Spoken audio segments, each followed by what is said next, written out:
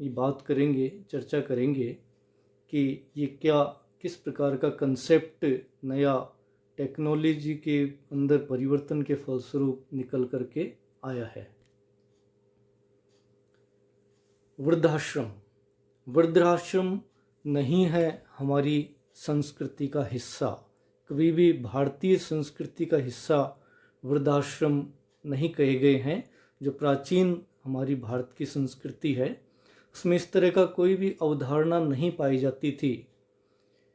परिवार के अंदर बुजुर्गों को सम्मान प्राप्त था, लेकिन 20वीं शताब्दी में जो औद्योगिकरण और नगरीकरण अस्तित्व में आया, इसका ये सबसे बड़ा प्रभाव इसमें टेक्नोलॉजी में परिवर्तन के कारण से हुआ।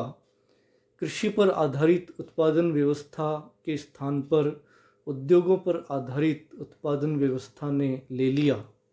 इसके फलस्वरूप बड़ी मात्रा में गांवों से शहरों में लोगों का पलायन हुआ, नगरीकरण हुआ, और इसका एक बड़ा प्रभाव संयुक्त परिवारों का टूट करके एकाकी परिवारों के अंदर परिवर्तन के रूप में दिखाई दिया। और साथ में परिवारों ने अपनी आय बढ़ाने के लिए, जो परिवार की स्त्रियां थी, उन्होंने भी शिक्षा प्राप्त करके घर से बाहर निकल करके नौकरी करना प्रारंभ कर दिया। ऐसी स्थिति में जो हमारा परंपरागत परिवार की संरचना थी, ढांचा था, कार्य थे, उसमें व्यापक बदलाव आया। और इसकी एक बहुत बड़ी देन जो वृद्धाश्रम आज की हम संस्कृति के अंदर परिवर्तन के रूप में देख सकते हैं, हमारे समाज के अंदर दिखाई देते हैं। यद्यपि कोई भी समाज इसे उचित नहीं मानता, लेकिन उसके बावजूद ये आज की ज़रूरत बन गए।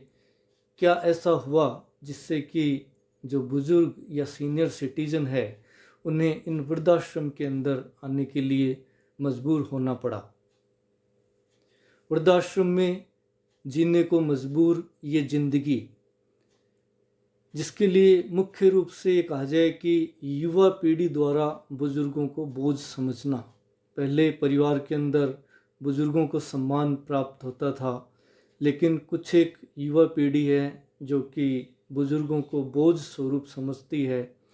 बुजुर्गों के पास अपनी आय का कोई स्वतंत्र स्रोत नहीं होना, उनके पास में आय का स्वतंत्र स्रोत नहीं होने के कारण से वो परिवार पर पराश्रित और एक बोझ स्वरूप में दिखाई देने लगते हैं युवा पीढ़ी को। युवा पीढ़ी के नैतिक मूल्यों में गिरावट इसका एक कारण है कि नैतिक मूल्य पहले युवा पीढ़ी के होते थे, लेकिन वर्तमान में कुछ युवा जिनके नैतिक मूल्यों में तेज़ी से गिरावट आई है और उन्होंने अपनी पारिवारिक दायित्वों को, जिम्मेदारियों को वहन करने से मना कर दिया है।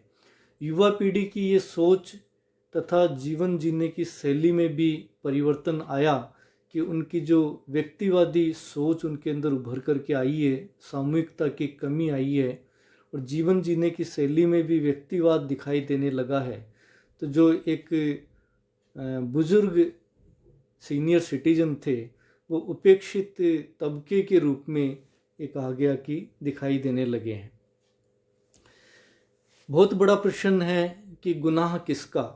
पारिवारिक जिम्मेदारियों से पलायन करते बुढ़ापे की ये दर्द भरी सच्चाई है कि जिस संतान को पाल पोस कर उच्च समाज में प्रतिष्ठित स्थान दिलाया बुजुर्गों ने, माता पिता ने, उसी संतान ने उनको घर से बाहर वृद्धाश्रम में रहने के लिए मजबूर कर दिया।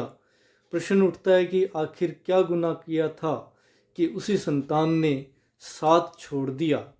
आखिर ये सीनियर सिटीजन किसकी जिम्मेदारी है? ये एक ज्वलंत प्रश्न मन को विचलित करते हैं और गुनाह पूछते हैं कि गुनाह किसका। लोगों की संपत्ति फिर भी जिंदगी नहीं कटती। एकाकी जीवन सीनियर सिटीजन का काटने को दौड़ता है। जीवन के प्रति असुरक्षा कि वृद्धावस्था में बीमारी के दौरान देखभाल किस प्रकार से होगी।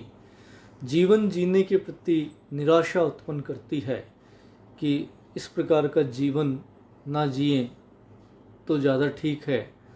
तनावपूर्ण जीवन उन्हें डिप्रेशन में और हताशा उत्पन्न करता है। हताश और दुखी जीवन जीने को वे लोग मजबूर हो जाते हैं और इस सब का परिणाम कई बार उनके अंदर इस जीवन से पलायन करने के रूप में अर्थात आत्महत्या के विचार बारी बारी उनके अंदर उत्पन्न होते रहते हैं। कहा जाता है कि क्यों बोझ हो जाते हैं वो झुके हुए कंधे साहब, क्यों बोझ हो जाते हैं वो झुके हुए कंधे साहब, जिन पर चढ़कर कभी तुम दुनिया देखा करते थे, जिन पर चढ़कर कभी तुम दुनिया देखा करते थे। श्री गंगानगर स्थित सूरतगढ़ रोड पर ऐसी ही एक वृद्धाश्रम संस्था जो कि महावीर चैरिटेबल ट्रस्ट के द्वारा संचालित की जा रही है और ये इन वृद्धों की पूरी जिम्मेदारियां वहन करती है। मुझे भी अवसर मिला कुछ समय से, कुछ वर्षों से इससे जुड़ने का और हमने यहाँ पर इनकी जो समस्याएं थी उनको शीघ्र निराकरण करने के लिए प्रयास किए हैं। इनकी आर्थिक आत्मनिर्भरता को ध्यान में रखते हुए जो राज्य सरकार से वृद्धावस्था पेंशन इनको मिलती है उनकी इन्हें जानकारी नहीं थी। हमने लगभग सभी वृद्धों की वृद्धावस्था पेंशन जो कि पात्र थे यहाँ पे प्रारंभ करवा दी है, जिससे कि इन्हें आर्थिक सहयोग के रूप में आर्थिक आत्मनिर्भरता से बड़ी प्रसन्नता महसूस होती है। तो आइए देखते हैं हम इसी संस्था की कुछ झलकियाँ।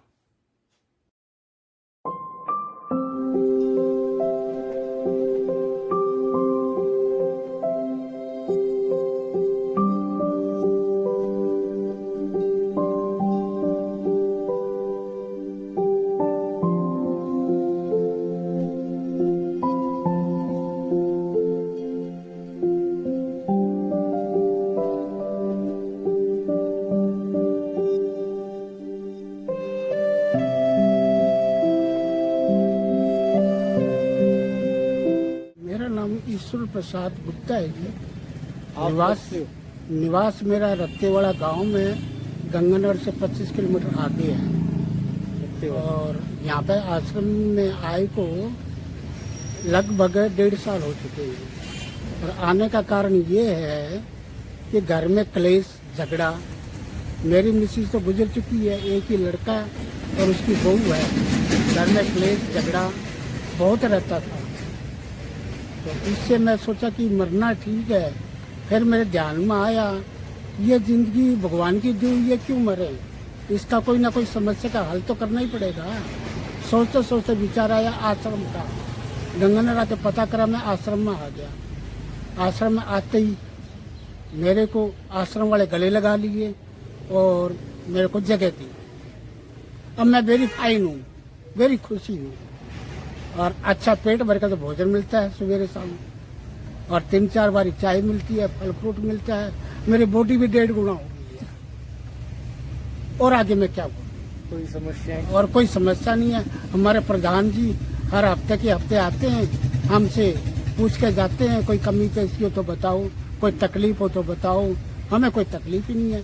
कोई हमें समस्या होती है हम प्रधान जी को बोल देते हैं, हमारी तुरंत समस्या हल हो जाती है। सारी जरूरतें पूरी होती है। हाँ, सारी जरूरत A to Z सारी जरूरत पूरी होती है। जहाँ तक कपड़े लत्ते भी, सब चीज, कोई हमें बाजार से कोई चीज 1 पैसे की नहीं है।